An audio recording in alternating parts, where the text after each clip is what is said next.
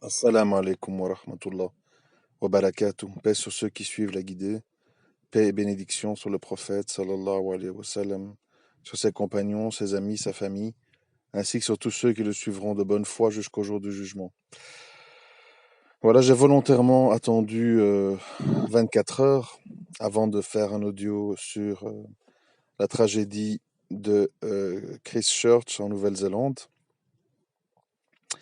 Alors, je vous propose ici, que vous soyez musulman ou non, une analyse à part, bien sûr, comme d'habitude. Moi, il ne faut pas compter sur moi pour répéter les choses que vous avez déjà entendues à la télé ou sur Twitter, Facebook. C'est pas ma marque de fabrique. J'essaye d'aller au-delà des apparences, au-delà des lieux communs. Les lieux communs, je vous l'ai dit brièvement, comme ça on va l'évacuer. On a d'un côté tous les, je sais pas comment il faut les appeler, moi, on va dire les islamophobes, nationalistes, extrême droite, etc., qui minimisent. Oui, mais bon, c'est pas nous. De toute façon, il y a un problème d'immigration. Il faut quand même qu'on ait le droit d'en parler.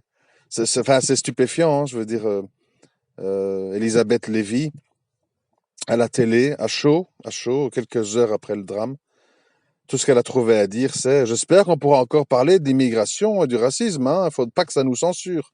Donc en fait, bon, voilà, les gens, voilà, d'un côté, ils le disent même ouvertement sur Twitter. Bravo, bien joué, on remet les compteurs à zéro. Balle au centre. Ça fait du bien d'une fois que ça vient de notre côté. Enfin bon, des trucs qui applaudissent en gros. Bon, pas très étonnant. D'ailleurs, même ceux qui le disent pas sont plutôt des hypocrites. Ils sont un peu dans l'ombre de ceux qui le disent. Et puis de l'autre côté, on a les musulmans. Ben oui, c'est scandaleux, c'est l'horreur. Pourquoi? C'est dégueulasse. J'espère qu'on va le nommer terroriste. Voilà, il n'y a pas que nous qui sommes méchants. Bon, voilà. En gros, on est un peu là-dedans. Donc voilà, c'est intéressant. On se défoule, on vide son sac. D'accord. Maintenant, moi, j'aimerais passer à une analyse plus profonde.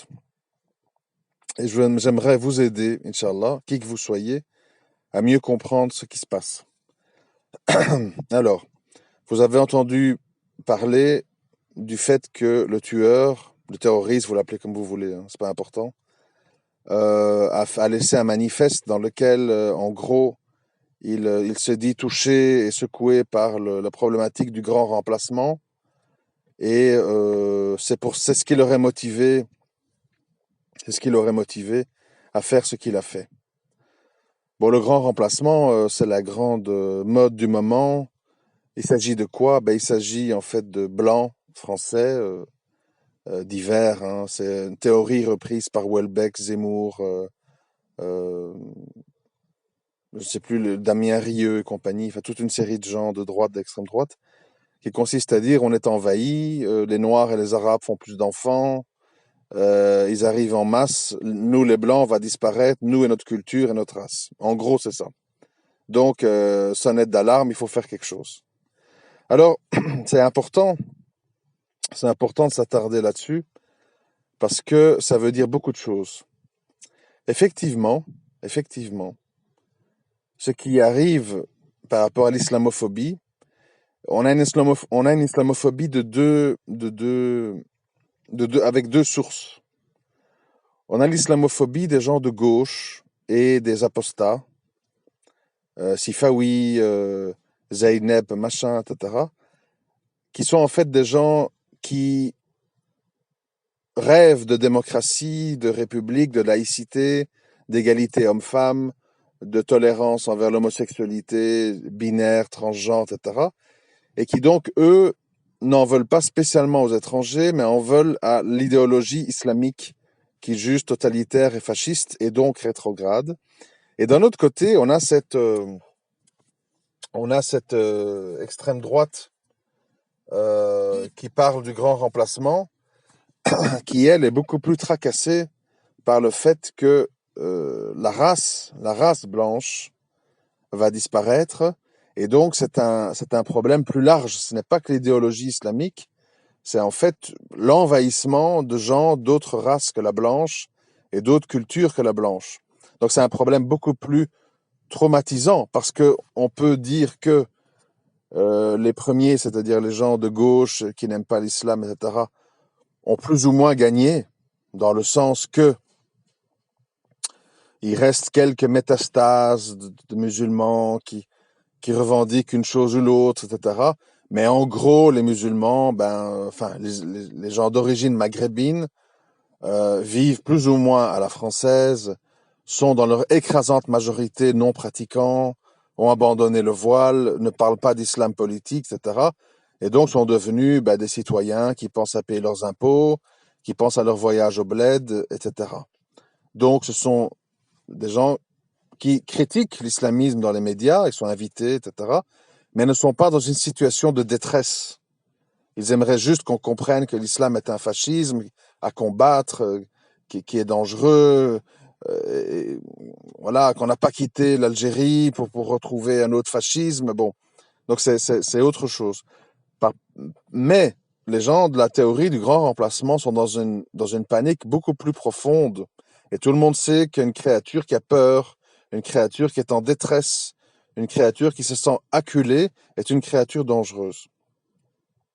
Alors, le problème du grand remplacement, il est beaucoup plus vaste que l'immigration.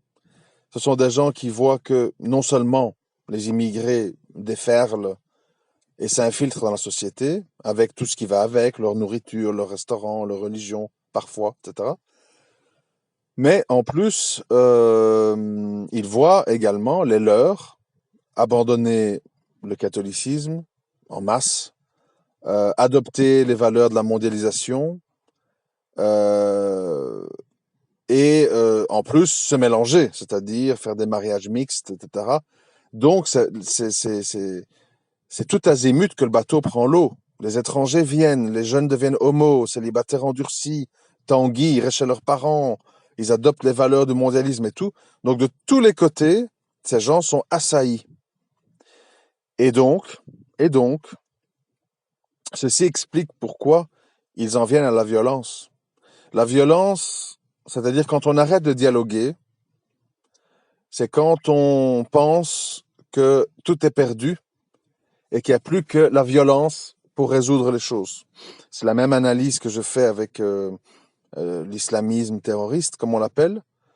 Pour moi, les gens qui tombent dans la violence terroriste d'inspiration islamique, on va dire, ce sont des gens qui pensent que le dialogue est révolu, qu'il n'y a plus que deux camps, avec ou contre nous, et qu'il n'y a plus moyen d'éduquer, d'informer, de partager. Et que donc, foutu pour foutu, dramaturgie pour dramaturgie, autant en faire quelque chose d'un peu nihiliste et faire du grabuge, en gros. Et c'est ce qui fait que les terroristes islamiques et les terroristes d'extrême droite se ressemblent sans se ressembler. Pourquoi je dis ça? Et là, je vous demande d'être un petit peu attentif parce que je ne pense pas que vous ayez déjà entendu ça.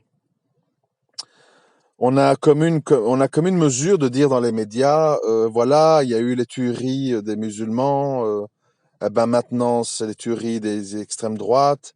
En gros, c'est la même chose. Et en fait, si vous analysez bien, c'est pas du tout la même chose. Je vais vous expliquer pourquoi c'est pas la même chose. Quand on analyse le cas je parle des gens importants, hein, pas des cas isolés. Quand on analyse le cas de Breivik, qui a tué, je crois, 75 personnes je sais plus où, en Norvège, en Danemark, je ne sais plus. Et le cas de ce tueur en Nouvelle-Zélande, d'origine australienne, en fait, ils ont un profil d'intellectuels, c'est-à-dire ce sont des gens qui ont beaucoup lu, qui connaissent l'histoire, qui ont bien préparé leur coup, qui sont arrivés sur les lieux de leurs méfaits très bien armés, ils ont agi avec énormément de sang-froid, et tellement de sang-froid que j'ai déjà vu les premières images de l'Australien arrêté par la police. Comme Breivik, ce sont des gens très sûrs d'eux, qui ne sont pas du tout dans les regrets ou je suis fou, ou je ne sais pas ce qui m'a pris. Ils sont convaincus et ils défendent leur position jusque dans leur procès, depuis leur prison. Donc ce sont des jusqu'au-boutistes. Mais ce sont des jusqu'au-boutistes idéologiquement armés. Donc ils ont une idéologie construite et ils ont la conviction que ce qu'ils ont fait est nécessaire et que c'était un acte héroïque. Et bon, Breivik, il a fait des signes à connotation fasciste à son procès, etc. Par contre, c'est ça la différence.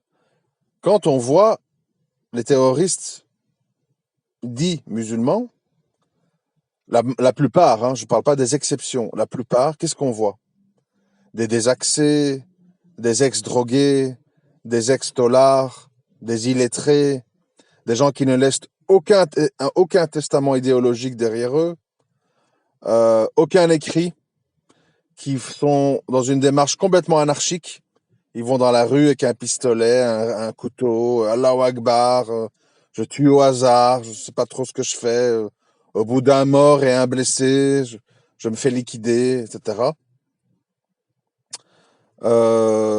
Ici, ils ne sont pas morts, ils sont bien en vie. Ils ont un lourd bilan. Breivik, plus de 70 morts, et l'Australien, plus d'une cinquantaine de morts. Donc des gros bilans. Et ce sont des opérations menées seules, en plus, pas une équipe. Alors l'exception qui confirme la règle, je ne l'oublie pas, hein, je ne fais pas comment on dit, la personne qui a des pertes de mémoire.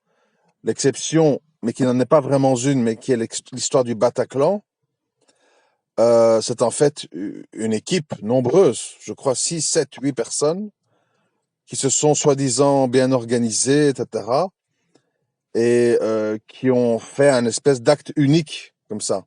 C'est-à-dire, 3 d'entre eux se sont fait exploser tout seuls autour du Stade de France, raté.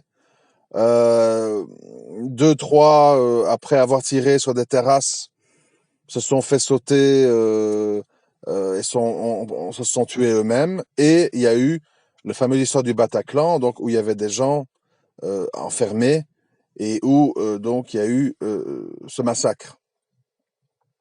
Mais à nouveau, je répète, le profil des tueurs, la méthodologie, etc., est très très différente. Ici, si je me rappelle bien l'histoire du Bataclan, on parlait de comment venger nos frères et nos sœurs bombardés en Syrie, est-ce que la France en est mêlée, etc. Ici, rien de tout ça. Hein. Ici, on ne dit pas, dans les témoignages, on ne parle pas de venger les Blancs qui auraient été tués, etc. On parle de vouloir mettre un stop au mélange des populations et stopper le grand remplacement. Donc, en fait, on a une position idéologique qui va bien au-delà des actes et des responsabilités. C'est-à-dire que finalement, c'est pas comme je l'ai souvent dit, c'est pas les étrangers qui ont voté les lois pour pouvoir venir en Occident. Ce sont les politiciens occidentaux, nouveaux-zélandais ou australiens. Donc, en fait, normalement, les responsables de ce grand remplacement, c'est ce que j'ai envie de dire à l'extrême droite, hein, les responsables, ce ne sont pas les pauvres types d'Algérie ou du Maroc ou du Sénégal qui réunissent 5 000 € pour payer un passeur, qui arrive ramasser vos poubelles et nettoyer vos vieux dans les hôpitaux. C'est vos politiciens qui, pour diverses raisons, sous les conseils de Attali et autres, ont voté des lois qui ont permis l'arrivée de ces gens. À ce que je sache, quand on veut pas de gens, on construit des murs, on dit avec un haut-parleur, si vous vous approchez plus près, sachez que vous serez tués. On met les gens dans des camps, on renvoie les gens dans des charters. Donc on n'est pas obligé de recevoir tous les immigrants du monde. Ça a été voulu. Ça a été voulu. Donc moi je suis toujours très étonné quand les gens pleurent de la tournure que prend l'Europe, comme Zemmour par exemple. J'ai envie de leur dire, mais monsieur Zemmour, voyez la réalité en face. Qui a promotionné l'homosexualité chez vos enfants? Qui a poussé les femmes à aller au travail? Qui a poussé à l'avortement? Qui a poussé à l'entrée de millions d'étrangers? Qui a donné les permis de bâtir pour des mosquées? Qui a autorisé que des librairies islamiques soient ouvertes aux quatre coins de la France? C'est trop facile de tomber sur les étrangers. Eux, ils prennent ce qu'on leur donne. Tu me donnes un permis de bâtir, ben, je fais une mosquée. Et tu m'en donnes un autre, je fais une école privée. Et puis tu m'en donnes un autre, je fais une grande bibliothèque. Les gens, ils prennent ce qu'on leur donne. Donc, moi, ma conclusion sur cette histoire de grand remplacement, c'est que les Blancs qui se sentent en danger, ben, ils se sentent d'abord en danger à cause de leur tribu, de leurs compatriotes de race, leurs frères de sang, qui sont ceux qui promotionnent tout ce qu'ils détestent. C'est pas la faute aux autres. Si vous organisez à Paris, depuis je ne sais pas combien d'années, des gay pride, avec des hommes pleins d'huile qui dansent avec des plumes, etc., c'est la faute à qui? À nous, les musulmans? S'il y a eu 7 millions de fœtus tués depuis 1970 en France, ce qui équivaut au nombre d'immigrés, est-ce que c'est notre faute? Non. Donc à un moment donné, je dis aux Blancs, il faut assumer. Vous avez voulu une économie capitaliste, vous avez voulu que votre économie soit guidée par les mouvements de la bourse, vous avez voulu que des grands patrons soient surpayés et des parachutes dorés, etc. Vous avez voulu que des millions d'immigrés rentrent, vous avez voulu que des mosquées soient ouvertes, etc., etc., etc. Donc à un moment donné, comme vous l'avez fait en 40-45, entre Allemands et Français, etc., faites le ménage entre vous. Quand on dit Rivarol sur Twitter, Rivarol, c'est un magazine d'extrême droite, ils disent oui, tous les médias sont occupés par des juifs, machin, les, les, les juifs font la pluie et le beau temps, etc., etc. Est-ce que c'est la faute à qui? C'est ma faute? C'est la faute des musulmans? Non. C'est une politique qui est voulue et il faut faire avec. Il faut prendre des mesures. Ça sert à rien de tomber sur des faux coupables. Donc, pour synthétiser, bien entendu, ce qui s'est passé en Nouvelle-Zélande est dramatique, mais j'aimerais quand même vous rappeler, en tout cas aux musulmans, que tous les jours des musulmans subissent des injustices abominables. En Chine, avec les Ouïghours, ils sont enfermés dans des camps de concentration. En Birmanie, avec les Rohingyas, où ils sont en fuite, massacrés, violés, etc. À Gaza, où ils sont régulièrement bombardés pour un oui ou pour un non. Partout, en fait. Somalie, enfin, n'en jetez plus. Syrie, les camps de réfugiés, les bombes de TNT, les enfants en kefta dans les maisons, enfin bon, bref. Donc on n'a pas attendu le tueur de Nouvelle-Zélande pour avoir des musulmans qui saignent, qui meurent et qui souffrent. Donc ça, c'est la première chose. Donc ce sont des musulmans, parmi d'autres, qui souffrent d'une injustice. Mais cette injustice, dans une écrasante majorité des cas, provient en général d'autres Arabes, soi-disant musulmans, avec les répressions en Égypte, Sisi et compagnie. Ça, c'est une première chose. Deuxième chose, l'extrême droite qui veut absolument penser que tous les malheurs qui leur arrivent ont comme source l'islam et les musulmans, font fausse route. Même si vous nous tuez tous, si vous nous rejetez tous, il y aura toujours l'homosexualité, il y aura toujours les avortements, il y aura toujours l'idéologie de gauche, il y aura toujours le mondialisme, il y aura toujours l'économie de marché, il y aura toujours le capitalisme, il y aura toujours la perte des valeurs et les églises vides. Nous n'y sommes pour rien. Ça ne sert à rien de penser que nous sommes la cible. Il faut faire un examen de conscience entre vous. Et je pense sincèrement, je l'ai déjà dit dans d'autres vidéos, que la stigmatisation que vous faites de l'islam est une erreur totale et vraiment une fausse piste dans le sens que normalement, les musulmans pratiquants en tout cas, ce sont des alliés, ce sont des gens qui pourraient vous aider à restaurer des valeurs morales en Occident. Il va falloir choisir.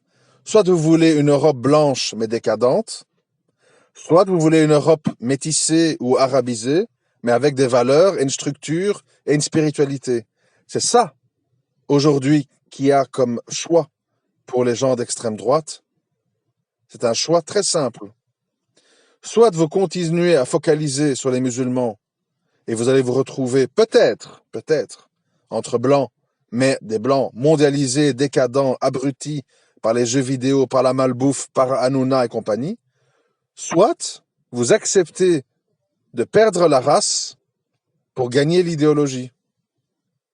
Et la seule structure idéologique religieuse avec un cadre, avec une discipline, avec des interdits, avec une notion de bien et de mal, etc., c'est l'islam. Tous les autres ont été démolis par le mondialisme. L'équation, elle est simple. L'équation est simple. Qui veut l'entendre? Qui comprend? Qui le dit? Personne. Donc c'est mon travail de le faire. Et méfiez-vous, les musulmans, des gauchistes qui font semblant qu'ils sont vos amis. Ah, c'est scandaleux ce qui est arrivé en Nouvelle-Zélande. We are Christchurch. On est tous des musulmans. Vous êtes nos frères en humanité, machin. Mais on ne veut pas de votre idéologie. L'extrême droite, malheureusement, ne comprend pas. C'est différent. Elle ne comprend pas que le concept de race non mélangée, de christianisme, etc., ce sont des choses révolues, mortes à jamais. Par contre, ce qui est rattrapable, c'est d'adopter une idéologie qui peut faire front avec le mondialisme droit de l'homiste. C'est ça le choix. Le choix, il est là. Et les musulmans, comme ils raisonnent souvent en termes raciaux et pas en termes idéologiques, ils pensent que la gauche sont des amis contre l'extrême droite. Alors que normalement, ils devraient rejeter la gauche, rejeter la droite, mais essayer d'établir des ponts avec les gens d'extrême droite qui sont encore chrétiens, qui ont encore des valeurs et qui donnent encore de l'importance aux valeurs. C'est l'unique chose que les musulmans peuvent faire. Se jeter dans les bras de Mélenchon, de Benoît Hamon, de machin, etc., c'est une cause perdue.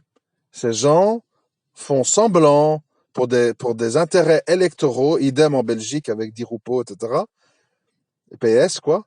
Ils font semblant qu'ils vous aiment, qu'ils vous protègent, etc., mais ils détestent votre idéologie. Pour la plupart, ils sont francs-maçons. Pour la plupart, ils sont athées. Pour la plupart, ils sont pro-homo, pro-drogue, pro-avortement. Et vous, musulmans, vous trouvez rien de mieux à faire que dire « ce sont nos amis, combattons ensemble l'extrême droite ». Nous n'avons pas d'amis. Notre ami, c'est Allah subhanahu wa ta'ala. Mais il y a des gens qu'on côtoie, des juifs, des athées, des agnostiques, des chrétiens, etc., avec qui nous discutons, comme moi je fais, gentiment, poliment. Je parle avec tout le monde très gentiment, très poliment, moi. Mon propriétaire, la police, mes voisins, les centres sociaux, l'assistante judiciaire. Tout le monde est bien reçu chez moi. Je parle avec tout le monde gentiment. Mais je ne dis pas que les gens sont mes amis, que ces gens veulent ma protection, veulent mon bien. Je dis, nous sommes dans un pacte de non-agression. Tu es ce que tu es, je suis ce que je suis. Et nous savons tous les deux que nous avons des différences. Essayons de les résoudre pacifiquement, par le débat, par l'échange, par le respect mutuel. Mais, moi, aller défiler dans une manifestation du Parti socialiste, m'engager dans des partis politiques, voter, espérer, etc., c'est de la foutaise, c'est de la folie. C'est un non-sens. C'est un non-sens dans lequel beaucoup de musulmans tombent en disant maslaha. C'est pas maslaha. C'est pas maslaha du tout. Parce que ces gens véhiculent des valeurs qui sont en opposition à l'islam.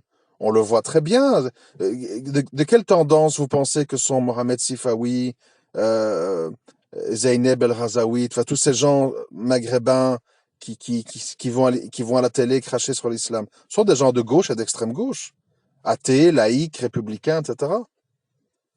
Donc le problème qui est, on n'a pas d'amis, mais comme je l'ai dit dans mon audio précédent ou celui d'avant, je ne sais plus, l'extrême droite va un jour réaliser, je ne sais pas quand, va un jour réaliser que peut-être il faut sacrifier la race pour sauver les idées, pour sauver les principes.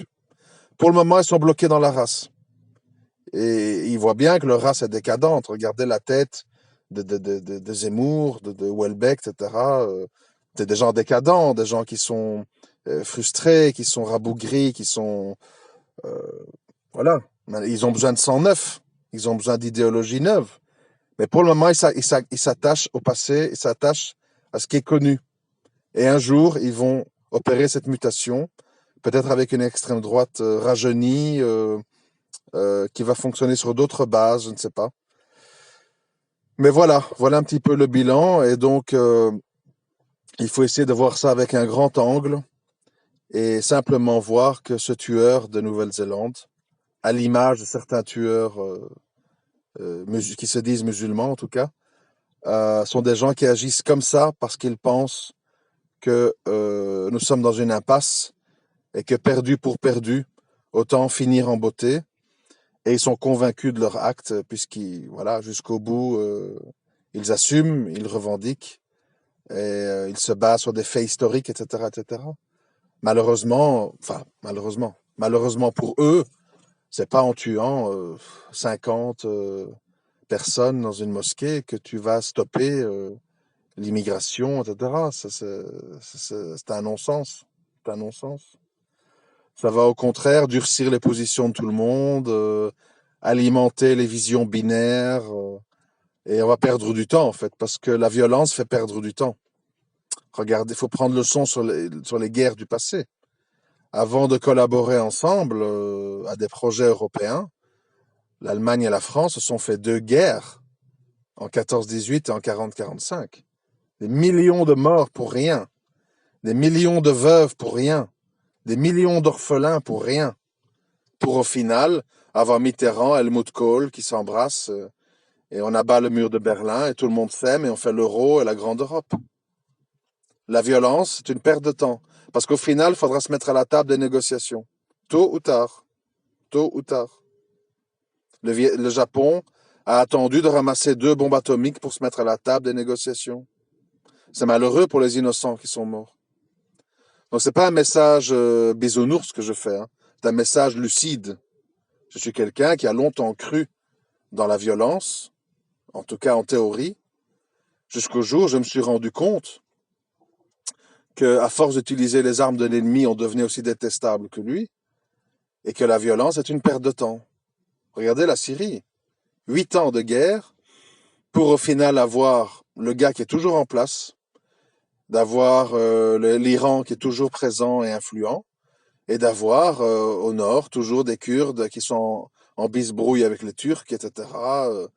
Et chacun qui s'en mêle, soi-disant la France et l'Amérique sont les amis des révolutionnaires, puis finalement plus vraiment, et puis à moitié, puis au final on se retrouve avec une poche autour d'Idlib d'insurgés, et tout autour, ben, on est revenu à une situation plus ou moins comme il y a 8 ans. Et au final, tout ce beau monde devra négocier, trouver des accords de paix, des accords d'échange, des accords commerciaux, et puis voilà.